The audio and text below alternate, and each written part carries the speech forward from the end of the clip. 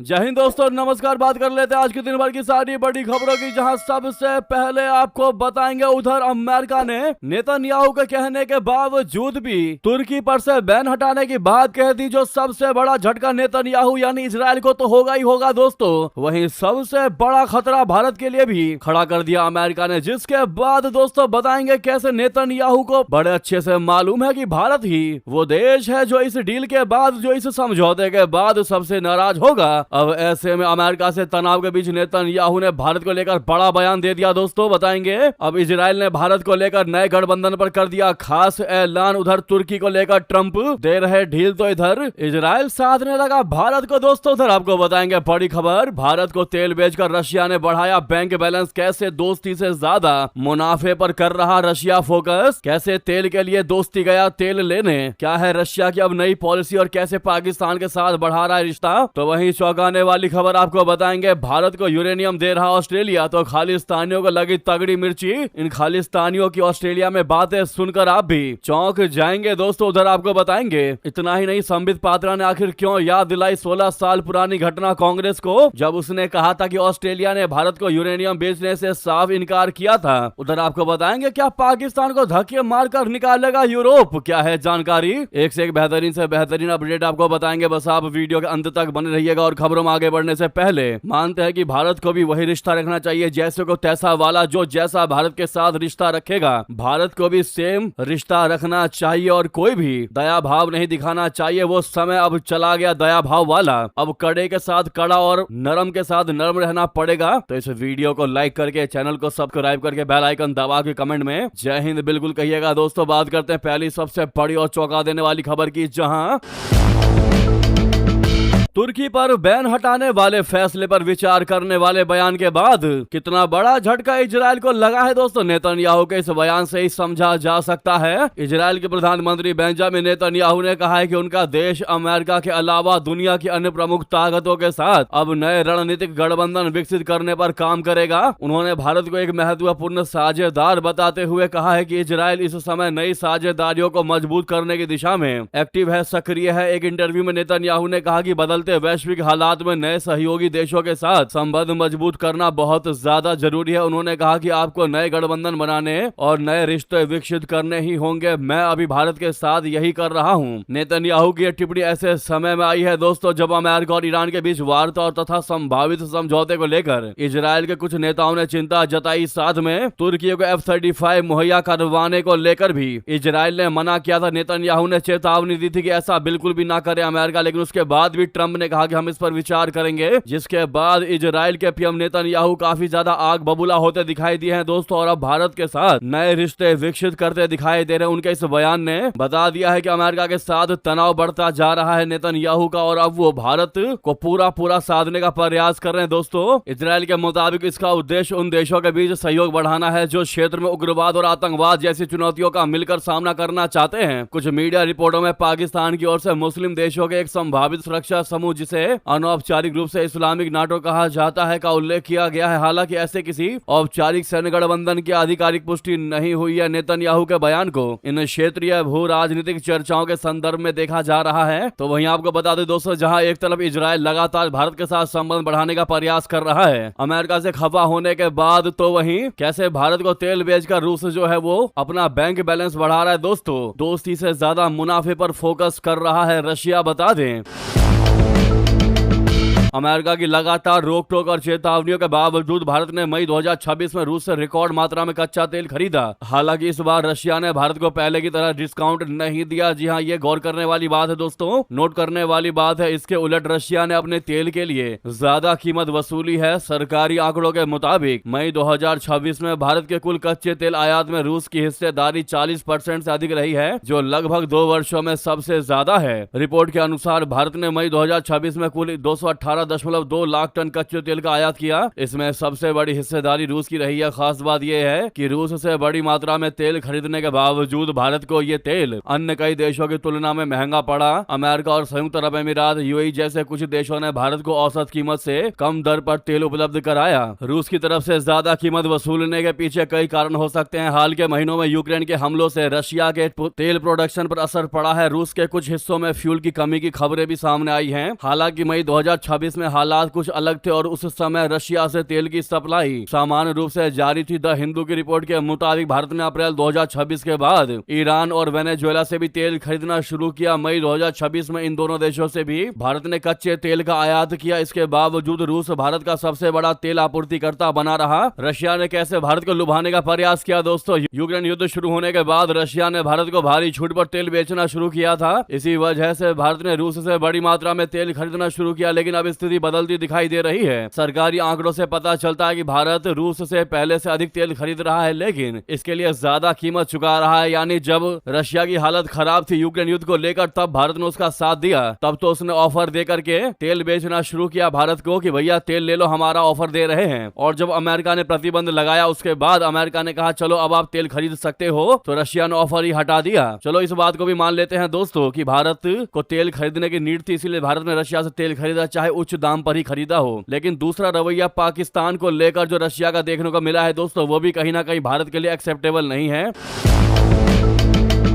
Morning के खबर में हमने आपको बताया था कि कैसे रशिया के मंत्री और पाकिस्तान के मंत्री ने आपस में बैठक की और एक बहुत बड़े समझौते पर बातचीत को आगे बढ़ाने का प्रयास किया, जिसमें कि हथियारों के आदान प्रदान को लेकर बातें हुई कि रशिया जो है वो पाकिस्तान को अपने हथियार देगा। अब सबसे बड़ी और गौर करने वाली बात यहीं पर आ जाती है, वो ये कि भारत और रशिया के बीच में हमेशा से हथियारों का आदान प्रदान हुआ है। आप आदान ज्यादा कह सकते हैं, प्रदान तो छोड़िए। लेकिन गौर करने वाली बात यह है कि जब सारे हथियार भारत में मोस्टली रशिया से ही आए हुए हैं, अगर सेम हथियार रशिया जो है वो पाकिस्तान को भी बेचे अब होने वाले समझौते के तहत, तो आप इमेजिन कर सकते हैं दोस्तों पाकिस्तान कितना ज्यादा भारत के खिलाफ इन हथियारों का इस्तेमाल करने का प्रयास करेगा, क्योंकि उसको भी पता चल जाएगा कि भारत के पास भी जब यही हथियार है S-400, ये सब कुछ भारत के पास भी, अगर हम भी रशिया से ले ले, रशिया हमको दे ही देगा। तो फिर दोस्तों भारत और रूस के संबंध, जो बेहतर संबंध, दोस्ती अच्छा माना जाता है, फिर उसमें क्या ही बेनिफिट होगा। वास्तव में दोस्तों अब ये जानकारी जो है वो गौर करने वाली बात है, इसीलिए हम ये जानकारी आपको बता रहे हैं। इस पर गौर करिएगा दोस्तों और मुद्दे पर राय दीजिएगा, आप लोग क्या कहते हैं। हालांकि आशा करते हैं कि रशिया जो है वो अपना हथियार, अपने वेपन्स पाकिस्तान को नहीं बेचेगा। बाकी वक्त का कुछ पता नहीं कब किसका मन बदल जाए। आपको क्या लगता है दोस्तों, जरूर कमेंट कीजिएगा। रिक्वेस्ट है, चाहते हैं कि रशिया अपने इन वेपन्स को पाकिस्तान को ना बेचे, तो सामने लाइक का बटन अभी तक लाइक नहीं किया इस वीडियो को तो जरूर दबाइएगा। अगली खबर की बात करते हैं, जहां भारत को यूरेनियम दे रहा ऑस्ट्रेलिया तो खालिस्तानियों को लगी बड़ी मिर्ची। कैसी कैसी बातें कहने लगे बता दें। जैसा कि आप सभी को मालूम है, प्रधानमंत्री नरेंद्र मोदी जी के ऑस्ट्रेलिया दौरे पर एक बड़े और ऐतिहासिक समझौते पर मोहर लगी है। भारत और ऑस्ट्रेलिया ने असैन्य परमाणु ऊर्जा के क्षेत्र में एक अहम करार किया है, जिसके तहत ऑस्ट्रेलिया भारत को कमर्शियल यूरेनियम का निर्यात करेगा। इस डील से जहां भारत के क्लीन एनर्जी लक्ष्यों को नई रफ्तार मिलेगी, वहीं खालिस्तानी समर्थकों में भारी बौखलाहट है। विरोध प्रदर्शन कर रहे खालिस्तानियों के तर्क इतने बेतुके हैं कि सुनकर कोई भी अपना सिर पकड़ ले। जी हां दोस्तों, मेलबर्न में गवर्नमेंट हाउस के बाहर प्रधानमंत्री मोदी जी के दौरे का विरोध कर रहे खालिस्तानी समर्थकों ने एक बेहद ही हास्यास्पद और तर्कहीन नैरेटिव गढ़ने का प्रयास किया है। प्रदर्शनकारियों का दावा है कि ऑस्ट्रेलिया द्वारा भारत को दिया जाने वाला यूरेनियम शांतिपूर्ण उद्देश्यों के लिए नहीं, बल्कि अल्पसंख्यकों के खिलाफ इस्तेमाल किया जाएगा। एक खालिस्तानी ने कहा कि भारत को यूरेनियम नहीं मिलना चाहिए, वे भारत में मौजूद अल्पसंख्यकों के खिलाफ इस यूरेनियम का इस्तेमाल करेगा। परमाणु ऊर्जा का इस्तेमाल बिजली उत्पादन के लिए होता है, इसे किसी समुदाय विशेष के खिलाफ हथियार के रूप में कैसे इस्तेमाल किया जा सकता है, ये विज्ञान और सामान्य समझ दोनों से परे है। आप कह सकते हैं ये बेवकूफों वाली दलील दे रहा है खालिस्तान। अंतर्राष्ट्रीय संधि और इस द्विपक्षीय समझौते में स्पष्ट रूप से लिखा गया है कि यह यूरेनियम विशेष रूप से शांतिपूर्ण उद्देश्य और ऊर्जा उत्पादन के लिए ही इस्तेमाल होगा। आप यूँ समझ लीजिए कि खालिस्तानियों के लिए काला अक्षर भैंस बराबर वाली बात हो गई है। यूरेनियम का मतलब उनको पता ही नहीं और खामखा बयानबाजी कर रहे हैं। उनको पता ही नहीं कि यूरेनियम जो है ऑस्ट्रेलिया क्यों दे रहा है भारत को। दोस्तों खालिस्तानियों के प्रोपेगेंडा से इतर 9 जुलाई को प्रधानमंत्री मोदी जी और ऑस्ट्रेलियाई पीएम एंथनी अल्बनीज के बीच हुए इस करार के असली मायने कुछ ऐसे हैं कि भारत ने 2047 तक 1000 गीगावाट परमाणु ऊर्जा क्षमता हासिल करने का महत्वाकांक्षी लक्ष्य रखा है। ऑस्ट्रेलिया जिसके पास दुनिया के सबसे बड़े यूरेनियम भंडार मौजूद है, इस लक्ष्य को पूरा करने में एक अहम साझेदार बनेगा। जीवाश्म ईंधन पर निर्भरता में कमी, इस डील से भारत को कोयले और अन्य प्रदूषणकारी ईंधनों पर अपनी निर्भरता कम करने में मदद मिलेगी। दोस्तों इतना ही नहीं, वहीं आपको बता दें ऑस्ट्रेलिया ने भारत को यूरेनियम बेचने से किया था इनकार। कांग्रेस के इस बात पर संबित पात्रा ने उसको याद दिलाई वो 16 साल पुरानी घटना। जी हाँ, बीजेपी प्रवक्ता और ओडिशा की पूरी लोकसभा सीट से सांसद संबित पात्रा ने 16 साल पुरानी ये घटना याद दिला दी है। ये घटना ऑस्ट्रेलिया और भारत से जुड़ी है। संबित पात्रा ने दावा कर दिया है कि साल 2010 में ऑस्ट्रेलिया ने भारत को यूरेनियम बेचने से साफ मना कर दिया था। उन्होंने ये बात कांग्रेस नेता जयराम रमेश के एक बयान के बाद कही। जयराम रमेश ने सोशल मीडिया पर ट्वीट करते हुए दावा किया था कि बीजेपी की मोदी सरकार साल 2008 में बने कानून का क्रेडिट लेने की कोशिश कर रही है। दरअसल जयराम रमेश ने कहा कि अवार्ड जीवी ने, दोस्तों प्रधानमंत्री मोदी जी को वो अवार्ड जीवी कहते हैं, कहा कि अवार्ड जीवी ने गर्व से घोषणा किया है कि ऑस्ट्रेलिया भारत को यूरेनियम की सप्लाई करेगा। ये सिर्फ अमेरिका और भारत परमाणु सहयोग समझौते की वजह से ही संभव हो पाया है, जो आखिरकार 8 अक्टूबर 2008 को कानून बना। जुलाई 2005 में डॉक्टर मनमोहन सिंह और राष्ट्रपति जॉर्ज बुश के बीच हुई मुलाकात से ही बातचीत की शुरुआत हुई थी। बीजेपी ने संसद और उसके बाहर हर जगह इस बड़े बदलाव वाले समझौते का विरोध किया था। कांग्रेस टर्निंग पॉइंट्स बनाती है जबकि बीजेपी यू टर्न लेने में माहिर है। अब ऐसे में संबित पात्रा ने जवाब देते हुए कहा कि नकली क्रेडिट लेने के लिए मनगढ़ंत स्क्रिप्ट लिखने के बजाय आपको यानी जयराम रमेश को अपने यूपीए के समय की सच्ची बातें देखनी चाहिए। अगर आपकी तथाकथित ऐतिहासिक डील ने भारत के लिए यूरेनियम सप्लाई पहले ही पक्की कर दी थी तो ऑस्ट्रेलिया ने 2010 में भारत को यूरेनियम बेचने से साफ मना क्यों कर दिया था? तगड़ा जवाब दिया दोस्तों संबित पात्रा ने जयराम रमेश को। वहीं आपको बता दें